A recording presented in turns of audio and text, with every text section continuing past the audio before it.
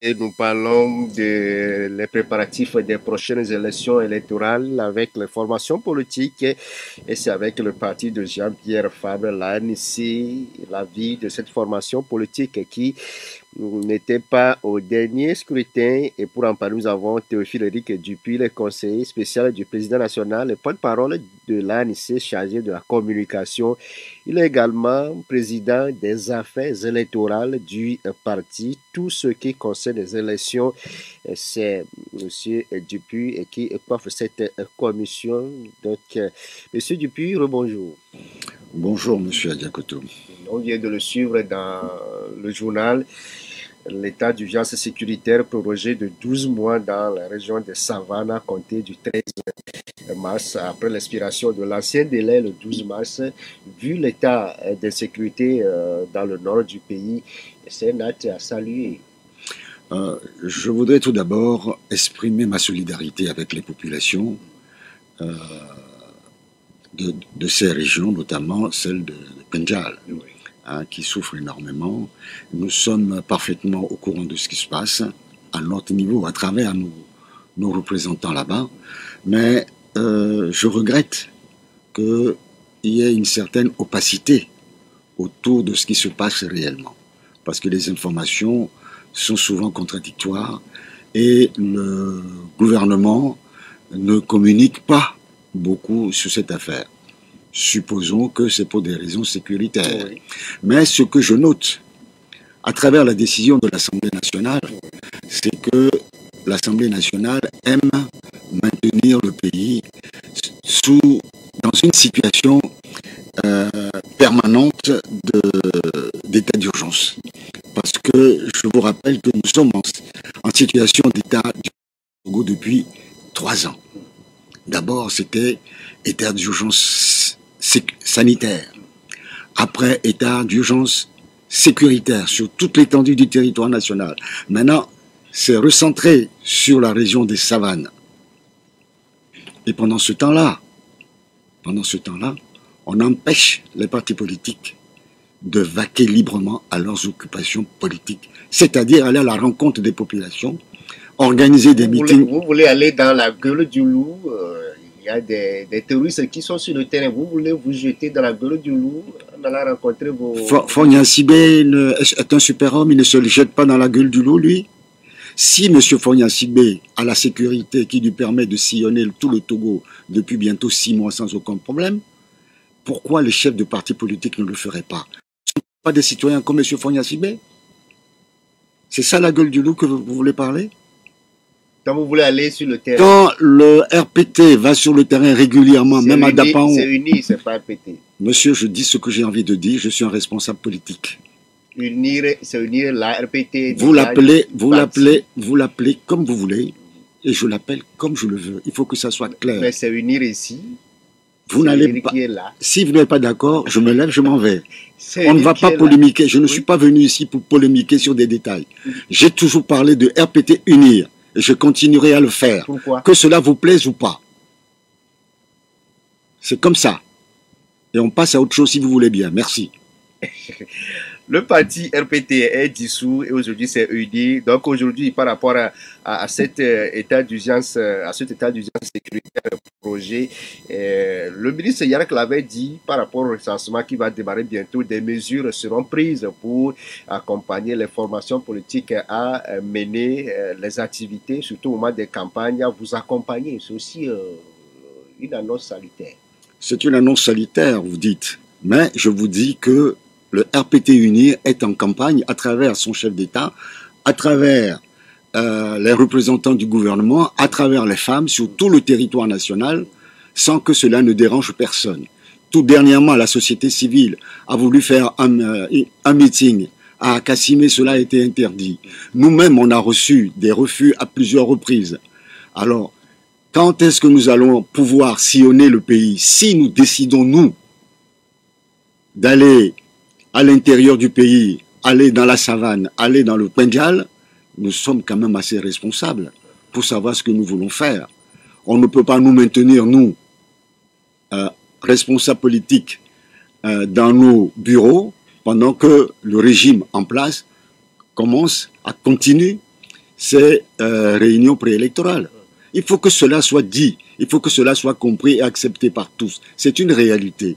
Donc vous pensez que c'est une décision à double vitesse, à géométrie variable, qui... Comme ce régime sait bien le faire. Entre-temps, vous avez entamé les meetings de sensibilisation, de contact avec vos militants. Où en êtes-vous aujourd'hui, monsieur Dupuis? Nous le continuerons. Nous avons sillonné toutes nos fédérations.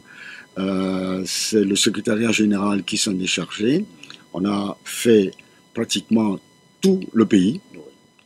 Et nous allons reprendre à nouveau. Et d'ailleurs, nous sommes en train de nous préparer pour lancer une opération de communication. On va vous mettre à contribution d'ailleurs, pour appeler les populations à aller s'inscrire massivement. Parce que vous n'êtes pas sans savoir qu'en 2017, on avait demandé aux populations, ou 2018, aux populations de ne pas aller s'inscrire, ce qui nous a valu les résultats que vous connaissez. Au présidentiel, plus de 60% de taux d'abstention, entre guillemets, c'est-à-dire des Togolaises et des Togolais qui n'avaient pas leur carte d'électeur. Donc, pour éviter cela, nous demandons aux populations, dès que cela sera possible, d'aller partout sur toute l'étendue du territoire national, d'aller s'inscrire pour qu'ensemble, nous allions affronter les 2 prochaines échéances. Ça veut dire que vous avez tiré de bonnes leçons. Monsieur Adiakoto,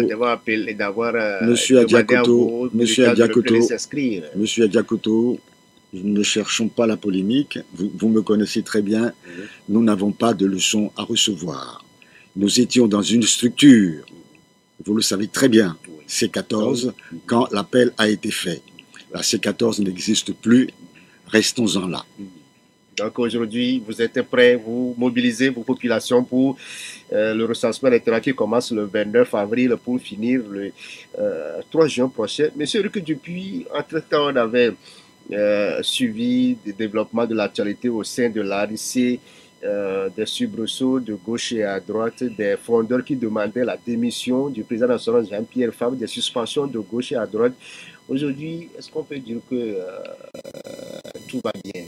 Bon, non, pourquoi dans un parti politique? Un parti politique, c'est un organisme vivant. Ça évolue, il y a des... Vous savez, des soubresauts, il y en a dans tous les partis. Rappelez-vous, ce n'est pas un parti, un regroupement de partis. Il y a l'un d'eux qui avait demandé tout simplement à ce que le mouvement en question aille aux prochaines élections. La personne a été immédiatement exclue du mouvement. Bon, ça peut exister partout. Nous avons connu quelques soucis avec 7 de nos camarades de la Fédération internationale Europe-Asie. Ces personnes étaient à la tête de la fédération à un moment donné et compte tenu des dysfonctionnements que nous observons dans cette fédération, conformément au statut, au règlement intérieur de notre parti, nous avons choisi de les démettre de leurs fonctions et nommer une autre équipe à la place. Dépités, fâchés, ils se sont mis à s'opposer au parti, allant jusqu'à demander même la démission du bureau national et convoquer un congrès, ce qui n'est pas dans leurs compétences. Et cela a continué jusqu'aux obsèques de notre cher et regretté Patrick Lawson, premier vice-président de l'ANC, et les propos qu'ils ont tenus sur les réseaux sociaux et à travers une lettre qu'ils ont adressée au parti, nous avons trouvé que c'était devenu insupportable. C'est en violation avec nos principes, en violation des articles 6 et autres de notre règlement, de nos statuts et de notre règlement intérieur, et nous avons décidé tout simplement de les exclure. Est-ce que leur réaction ne se justifie pas par rapport aux déclarations du ministre Bawara aussi lors de ce cercle-là? Qu'est-ce que M. Bawara a dit? M. Bawara ne s'en est pas pris à l'ANC, M. Bawara s'en est pris à Patrick Lawson. Et quand vous faites de telles déclarations, Monsieur Adjakoto, devant un cadavre, posez-vous la question si cette personne décédée dans son cercueil en face de vous est capable de vous dire que vous mentez. Quand vous apportez des jugements ou que vous relatez des faits sur une personne, il faut que la personne ait un droit de réponse. Est-ce qu'un mort a un droit de réponse? Chez moi, dans la culture dans laquelle j'ai vécu et dans l'éducation que j'ai reçue, ce n'est pas devant le cadavre de quelqu'un qu'on va raconter tous les biens qu'on lui a fait quand il était vivant. On parle plutôt de ce qu'il a été pour nous. Quand vous estimez que la personne a été un ami, on dit ce qu'il a été positivement pour nous. On ne vient pas dire que quand il était dans la misère, je lui donnais à manger. Cela ne se fait pas chez nous. Peut-être que cela se fait dans d'autres cultures. Okay. Revenons sur ces frondeurs. Mais que s'est-il passé avec l'ancien député de Tchaoudio, Uruako? Vous l'avez suspendu, exclu. Quelle est sa situation réellement? Vous savez, M. Uruako Tchenyaou est suspendu pour l'instant parce qu'il y a l'article 6 des règlements intérieurs de l'ANC qui dit que, non pas de règlement intérieur, des statuts, pardon, qui dit clairement que vous ne pouvez pas être à l'ANC et être membre d'un autre parti. Vous avez suivi les propos de M. Uruako avec son ami Ali Camus. Ce n'est pas nous qui l'avons diffusé, ça nous est parvenu. Nous n'avons que fait relayer, où M. Uruako insultait proprement la direction du parti, qu'il a traité d'une bande de crapules. Crapule en français, ça veut dire voyou, escroc, imbécile. Je pense que c'est un peu fort du café. Quand vous êtes secrétaire général adjoint d'un parti et que vous insultez vos propres collègues, cela pose une question de conscience, de sérieux et de probité. Donc là, on a demandé à M. Uruako de venir s'expliquer, il n'a pas voulu venir. Il n'a pas voulu venir. Le 15 février, vous avez tenu mais après, le conseil politique. Attendez. Après, M. Uruako, on a appris que M. Uruako est en train de créer son propre parti. Un mouvement. Monsieur, je vous dis, alors, puisque vous voulez me donner une leçon de français, on va y aller. Quelle différence vous faites entre un mouvement politique et un parti politique? Lui-même, il a dit que le LTP, ce n'est pas un parti politique, c'est un mouvement. C'est marqué mouvement politique. Quelle différence faites-vous entre un parti politique et un mouvement politique? Donc ça vous fait peur au niveau de l'ANC? Est-ce que vous connaissez la charte des partis politiques? La charte des partis politiques dit clairement que vous ne pouvez pas appartenir à deux partis politiques. Oui. Est-ce que ça fait peur? Je ne sais pas ce que vous appelez la peur. Si vous êtes propre, si vous respectez vos propres règlements, vos propres lois, ce n'est pas fondé sur une peur. C'est fondé sur le respect personnel, le respect de l'autre. Je n'ai pas peur de vous, mais je vous respecte, Monsieur Adjakoto. Je n'ai pas besoin d'avoir peur de vous pour vous respecter. C'est le bon sens. On n'a pas peur de M. Uruako. On a dit que M. Uruako ne respecte pas les statuts du parti. Oui. À partir de ce moment-là, il est suspendu. Moi, vous savez, je suis un homme très droit. J'aime mon franc-parler. Si j'étais amené à créer un mouvement politique différent du parti dans lequel je suis, je n'attendrai pas qu'on me suspende ou qu'on me renvoie. Je démissionnerai parce que j'ai le souci de la probité. Donc aujourd'hui, il n'a pas démissionné ouvertement du parti. Il n'a pas démissionné ouvertement du parti, mais tout dernièrement, sur les réseaux sociaux, je lisais qu'il est en train de sillonner nos fédérations pour appeler nos fédérations à le rejoindre. Alors là aussi, quand vous êtes dans une entreprise, que vous êtes cadre dans une entreprise et qu'on vous licencie, que vous allez démarcher vos anciens clients, on peut vous poursuivre en justice. Ok. Vous êtes en train de détourner la clientèle de votre ancien employeur. C'est ce qu'il est en train de faire. Et là, je vais vous annoncer quelque chose. Dans leur déclaration, il était question de se préparer pour les prochaines élections. Alors, la différence, je voulais en arriver là pour vous donner la différence qu'il y a entre un parti politique et un mouvement politique. Un mouvement politique ou un mouvement social n'a pas pour objectif d'aller aux élections. Ce n'est pas un objectif de conquérir le pouvoir. La conquête du pouvoir appartient à un parti politique.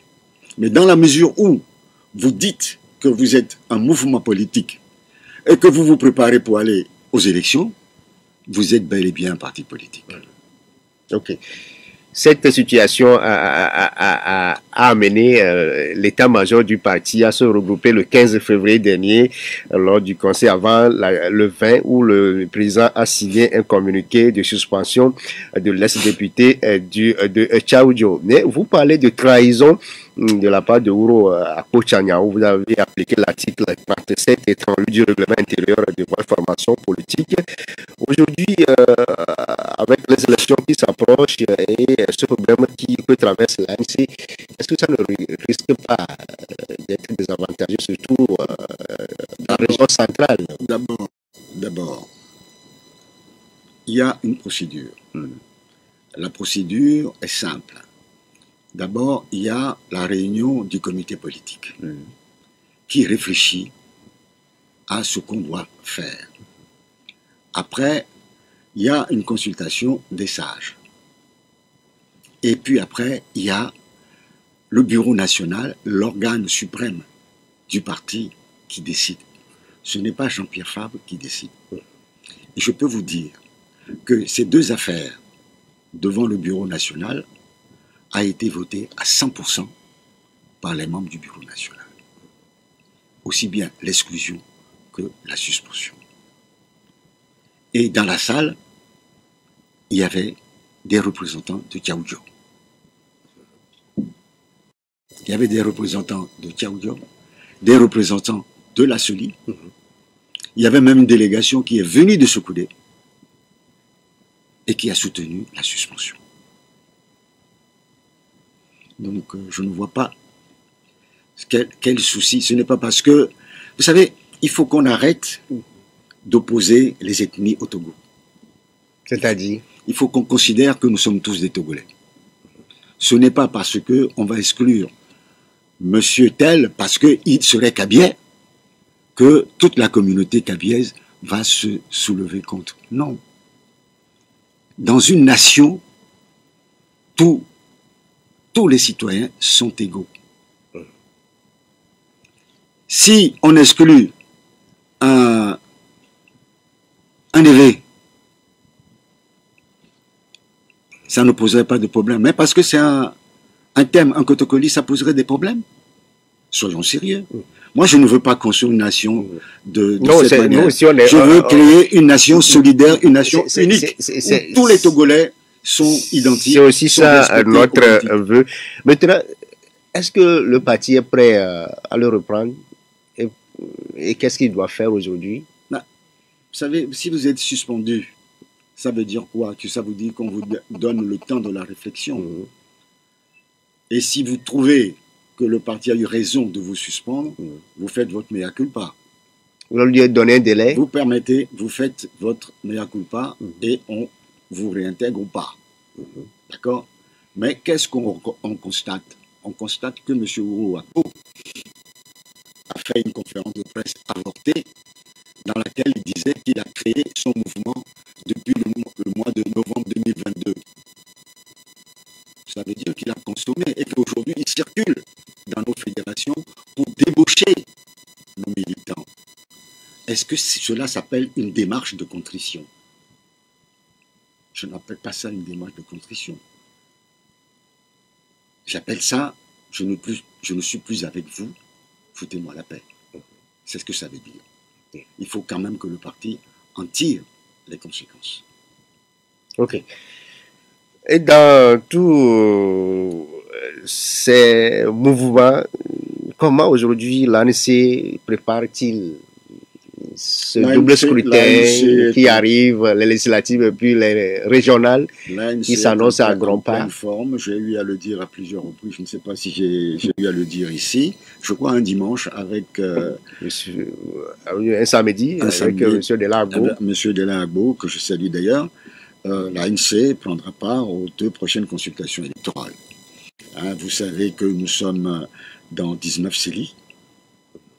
Et il faut que peut-être que j'explique comment ça se passe. Oui, parce que les membres sont connus déjà. Comment ça se passe? C'est que, suivant la composition de la CENI, nous avons un représentant à la CENI et il y a 3 partis de l'opposition qui sont représentés, de l'opposition extra-parlementaire, qui sont à la CENI. C'est l'ANC, ADI et PSR. Oui. Normalement, le FDR devait en faire partie, mais bon, l'Assemblée a décidé autrement.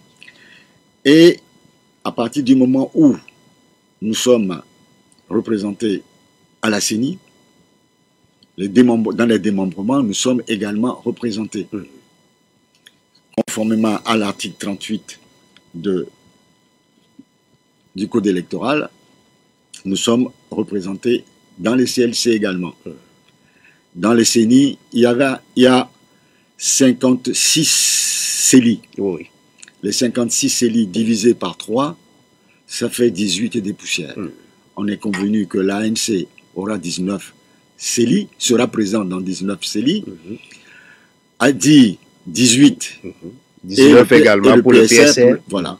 Donc, à partir de ce moment-là, nous avons travaillé à réunir nos membres de CLC qui vont nous représenter au moment des recensements. Et nous avons envoyé à la CENI les 2250 personnes qui seront dans les CELI dépendants, dans les CLC dépendants des 19 CELI. Maintenant, il reste 3700 et quelques personnes qui seront dans les 37 autres CELI où nous ne sommes pas. Je ne sais pas si j'ai été clair. Il y a les 19, ça fait 2250 et quelques CLC. Et dans les 37 CELI qui restent où nous ne sommes pas, ça correspond à peu près à 3700 et quelques personnes dans les CLC. Et puis après, il y aura les bureaux de vote. Il y a une différence fondamentale, c'est que ceux qui sont dans les CLC, dépendants des CELI où nous sommes, nos représentants seront payés par la CENI. Mais les 37 autres CELI où nous ne sommes pas, nos représentants dans les CLC et dans les BV seront payés par nous-mêmes. Voilà. Okay. Donc, quand vous écoutez bien, vous êtes déjà prêt du côté de ces élections-là. Nous sommes prêts, mais nous regrettons beaucoup, et j'ai eu à le dire à maintes reprises. Mais on va revenir sur les regrets, M. Éric Dupuis, le temps de servir nos annonceurs. Toujours avec M. Théophile Éric Dupuis, le conseiller spécial du président national et porte-parole de l'ANC chargé de la communication et président des affaires électorales du parti Orange. Nous étions sur les prochaines élections législatives et puis régionales. Le train est déjà sur les rails avec la formation des opérateurs de saisie et l'annonce du recensement électoral qui aura lieu du 29 avril au 3 juin prochain. Et chaque parti politique s'active de son côté. L'ANC aussi est dans cette dynamique. Monsieur Dupuis, vous dites que tout se passe bien, mais vous émettez aussi des regrets. Non, ce n'est pas des regrets. Oui. Je ne dis pas que tout se passe bien. Nous, tout se passe bien à notre niveau. Mais j'ai eu à le dire, à le répéter, notamment la dernière fois quand j'étais sur une télévision locale, j'ai regretté l'opacité qui entoure les préparatifs de ces élections-là. Nous sommes au mois d'avril. Jusqu'à avant-hier, on ne connaissait pas la date de démarrage des recensements. Or, le ministre disait que les recensements se feraient d'ici fin avril. Et je dis, mais quand est-ce qu'on aura le temps d'informer notre base, de les sensibiliser? Heureusement, il y a 2 jours, le Conseil des ministres a fixé des dates du 29 au 3 juin. On peut dire ouf. Mais est-ce que vous savez que jusqu'à aujourd'hui, la date du recensement est fixée, mais on ne connaît toujours pas le chronogramme de la CENI. Normalement, dans le chronogramme de la CENI doit figurer les diverses étapes À suivre. à suivre. Depuis le début jusqu'à la fin. Mais vous êtes à la CENI aussi, l'ANSI est là. Que dire votre représentant? Il y a une seule personne, mais quand je l'appelle pour savoir quand est-ce qu'on va avoir le calendrier, le chronogramme, il me dit je n'en sais rien. Ben oui. Et on n'a toujours pas le chronogramme. Et je vais vous dire une chose, à l'heure où nous sommes, nous ne savons pas quand est-ce qu'il y aura les élections. Il y a une chose qui est sûre, et encore, on peut mettre entre guillemets, c'est que les législatives, sur le plan constitutionnel, doivent intervenir au mois de novembre, puisque la dernière élection législative ont eu lieu le 22 décembre 2018, si ma mémoire est bonne. Donc un mois avant, ça fait ça. Mais pour les régionales, c'est le flou complet. Nous n'en savons rien. Or, c'est la première fois que les populations togolaises vont être invitées à aller au régional. Ils ne savent pas quand. Mais que faire pour ne pas être pris en dépourvu, M. Dupuis? Que faire? Crier, continuer à dire, arrêtez ce flou que vous maintenez autour de l'organisation de ces élections. Le chef de l'État, pour les vœux de fin d'année, avait dit que tout allait être discuté au sein du Sénap, ou bien du CPC. CPC qui est le suivi, en fin de compte. Mais jusqu'à présent, on ne bouge pas. On ne bouge pas. Et un autre problème, on en parlera peut-être tout à l'heure, le découpage électoral. Le découpage électoral, depuis 2007, nous demandons que ça soit vu, parce que en 2013, sur 91 sièges, APT Unir s'octroie 62 sièges avec 880 224 voix, et l'opposition, l'ensemble de l'opposition, qui avait plus d'1 million de voix, se retrouvait avec 29 sièges. En 2007, la même chose, nous avons fait des propositions. L'ANC a fait des propositions en 2012. En 2013, quand le gouvernement avait fait sa proposition de redécoupage, nous l'avons critiqué, nous avons dit que ce n'était pas juste. Parce que quand on regarde le découpage tel qu'il est fait, on se retrouve dans ce que je vous disais tout à l'heure, le nord et le sud. 50% pour le sud, 50% pour le nord, c'est ce qui avait été fait en 1946 par les colons. Aujourd'hui, nous sommes un pays indépendant, nous sommes tous des Togolais, il faut tenir compte de la population et non de ce que les Blancs avaient fait en 1946. Je n'étais pas encore né. Quand vous regardez bien le découpage électoral aujourd'hui, globalement, vous avez 25 députés pour la région maritime, 25 députés pour les plateaux, et puis le reste, vous allez voir le découpage pour le reste du Nord. Or, on n'a pas les mêmes populations. On reviendra tout à l'heure sur le recensement des populations et de l'habitat, et je vais vous faire la démonstration très criarde que ce n'est pas viable. Vous savez que les populations... Ce n'est pas normal. Vous pensez que les 8 millions que nous sommes ne sont pas exacts? Non, je ne dis pas ça. Mais les 8 millions que nous sommes, il faut voir sa répartition. C'est ça qui est importante. Vous savez, les 8 millions, vous avez 3 534 991 dans la région maritime. 3 millions sur 8 millions. Hein? Et les 3 millions, ça a progressé par rapport à 2010. 2010, on était à 2 599 955. Ça fait une progression de 36%. D'accord? Pour les plateaux, la progression est de 20%. Et puis pour les autres, de 28% à peu près. Sauf la région des Savanes qui a progressé de 31%.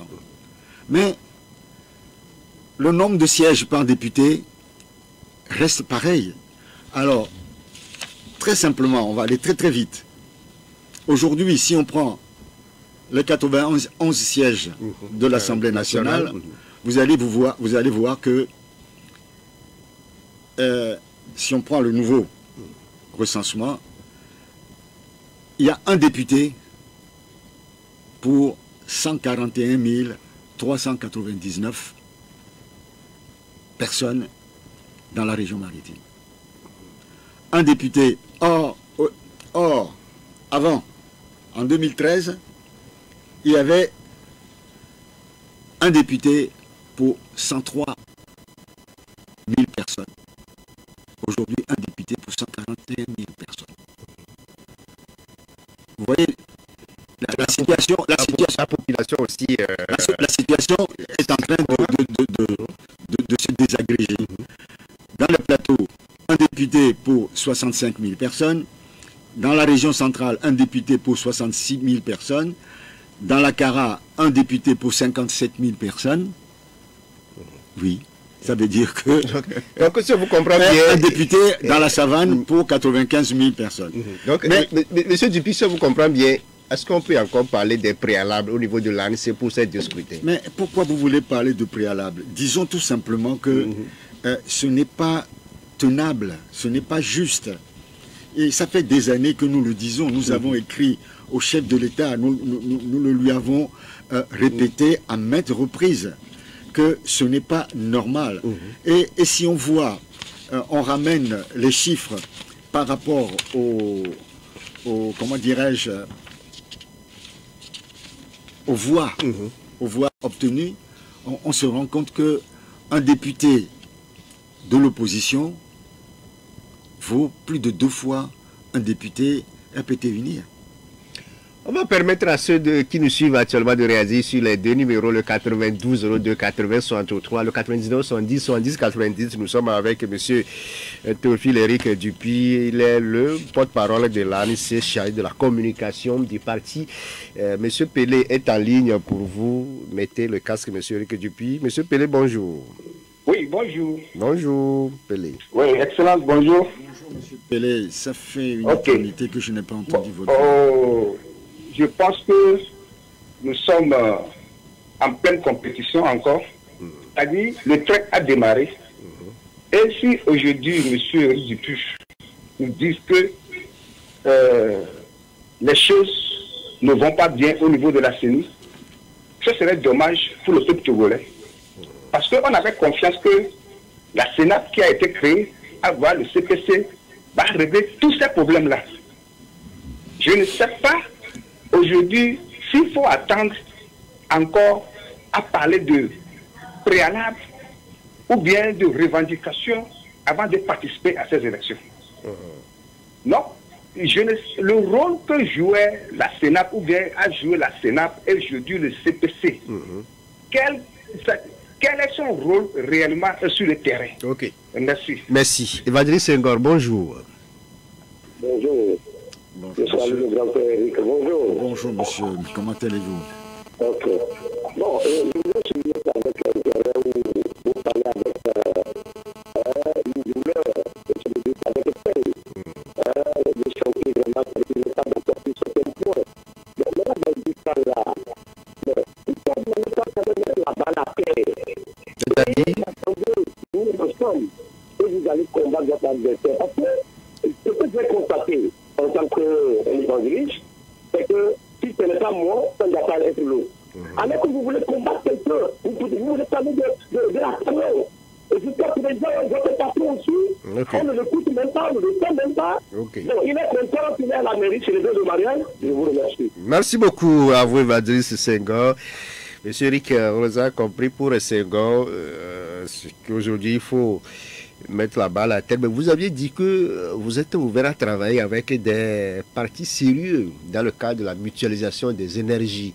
Pour lui, il dit aujourd'hui, est-ce que ce n'est pas aussi temps de mutualiser ces efforts-là pour aller à ce combat? Mais pourquoi c'est toujours à la veille des élections qu'on parle de se mettre ensemble?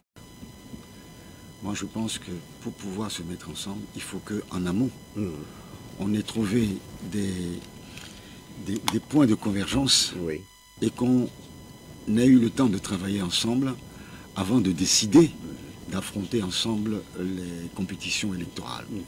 Or, au Togo, c'est toujours à la veille des élections qu'on dit « mais allez-y ensemble, allez-y ensemble ». Mais vous ne pouvez pas aller ensemble avec quelqu'un que vous ne connaissez pas.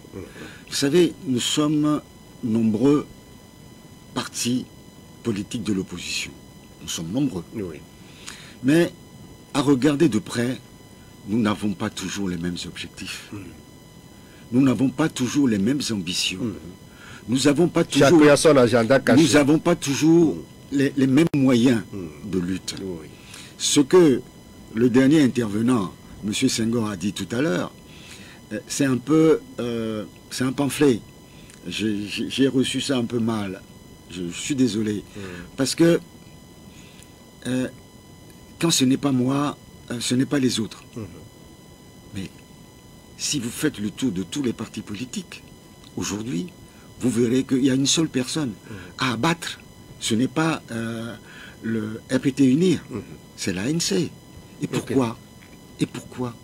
Ok, pour Pelé, lui... On doit l'accepter. Pour Pelé, lui, là, il se dit un peu peiné, du moment où vous participez aux réunions du CPC, de la CENI. Mais aujourd'hui, vous parlez comme Monsieur comme Pelé, si ça vous échappe. Monsieur Pelé, qui semble être un membre de la DMK... on ne peut pas le confirmer ici. Je ne sais pas, parce qu'il a toujours pris cette position-là. Je le connais depuis des années. Et je vous dis qu'il venait même chez moi. Donc, je peux librement parler. Ces propos me semblent en déphasage avec la dernière déclaration de ce mouvement. Ce n'est qu'une remarque. Quel mouvement? Je vous ai dit le nom tout à l'heure, vous voulez que je le répète? C'est un rassemblement de partis politiques. La DMK, si vous voulez, je vais vous le répéter. Mais il a dit que la façon dont vous parlez, ben, c'est comme ça, vous échappe. Mais dernier sujet, le chef de l'État a gracié le 30 mars dernier 352 détenus. Vous l'avez aussi souhaité, la libération des détenus politiques, un an du chef de l'État. Comment vous le trouvez, M. Dupuy? Nous avons toujours demandé l'élargissement de tous les détenus politiques. Et ce n'est pas d'aujourd'hui. Donc, si ce sont des détenus politiques, je ne peux que m'en féliciter.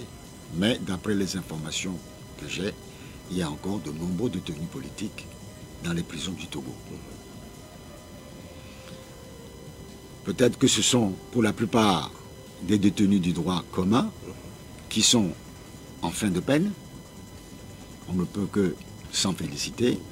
Et en plus de ça, je me félicite pour la libération d'un camarade de lutte, puisqu'on était à l'UFC ensemble, au régiment, président de parti, mais il faut le dire, qui a purgé toute sa peine ou presque.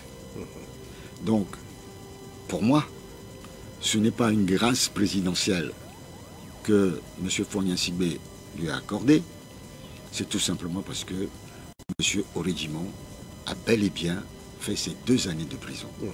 Et on peut le regretter. Que dire à vos militants à la veille du recensement électoral, M. Dupuy, pour finir cette émission? Je voudrais les inviter à aller massivement s'inscrire. Le plus tôt serait le mieux.